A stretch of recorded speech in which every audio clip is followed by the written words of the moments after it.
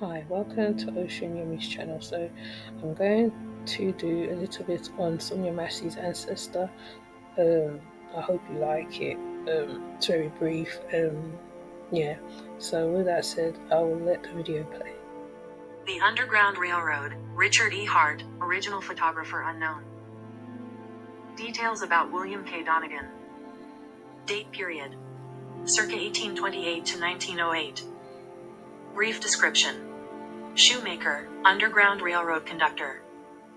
Origin: William K. Donegan is one of the more known Underground Railroad conductors in Springfield. He moved to the city in 1845 and worked as a shoemaker on Adams Street, where he even made shoes for Abraham Lincoln.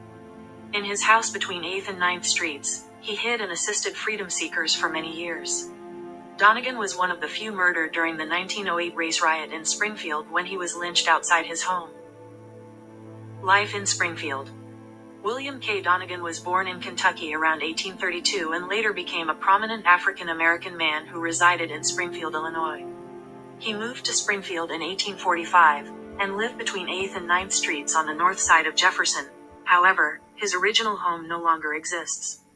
In town, he worked as a shoemaker, or cobbler, with a shop located on the north side of Adams Street between 7th Street and the Public Square, not too far from the Lincoln-Herndon Law Office. In fact, Abraham Lincoln was one of the customers whom Donegan made shoes for on at least one occasion. Donegan did well in his business ventures and lived a good life in Springfield. Outside of his cobbling and other work, he was known to assist freedom seekers on the Underground Railroad in Springfield, using his home as a station. Donegan as an Underground Railroad conductor. Donegan claimed that when it came to the Underground Railroad, he had helped scores of people seeking their freedom by hiding them or helping them escape through Springfield. In 1898, he discussed this work in an interview for Springfield's The Public Patron, a magazine from the time. In it, he describes a harrowing event in which he helped a freedom seeker through Springfield around 1858.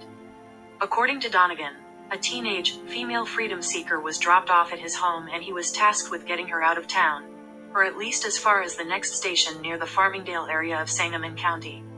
However, the task became increasingly difficult as many problems involving a posse of men who were tracking her whereabouts arose during the journey. Ultimately, Donegan was able to bring the girl to safety with the assistance of his brother and others. It should be noted that while this story can be true, there is no other known evidence that exists that proves this event took place.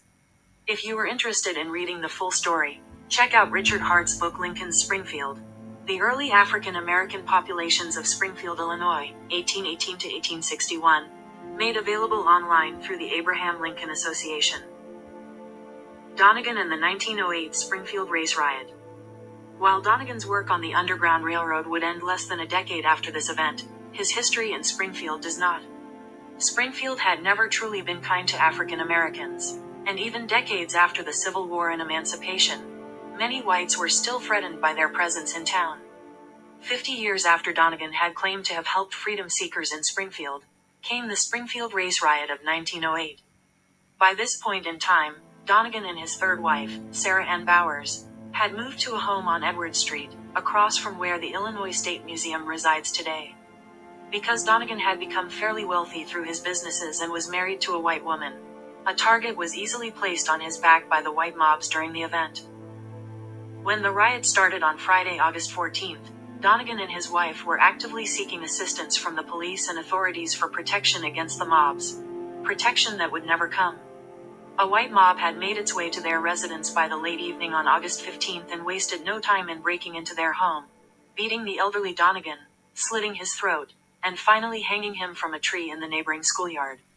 It was not until the next morning that the police and National Guard found him, still alive, before taking him to St. John's Hospital, where he would succumb to his injuries on August 16, 1908.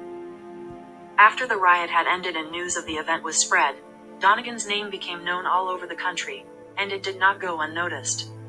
The riot and his lynching became catalysts for the creation of the NAACP, National Association for the Advancement of Colored People, and ultimately led to the fight for civil rights in the decades that followed. While it may be difficult to read or hear about events like lynchings or race riots, they are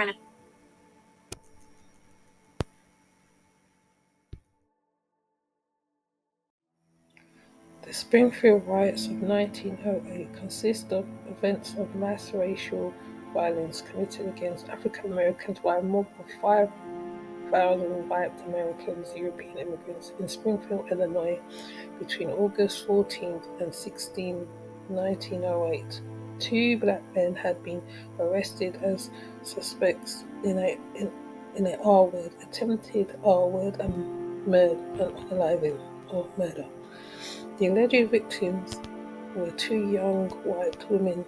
The father of one of them, when a mob seeking to lynch the men discovered the sheriff had transferred them out of the city, the whites furiously spread out to attack black neighborhoods and murder black citizens on the streets and destroy black businesses and homes.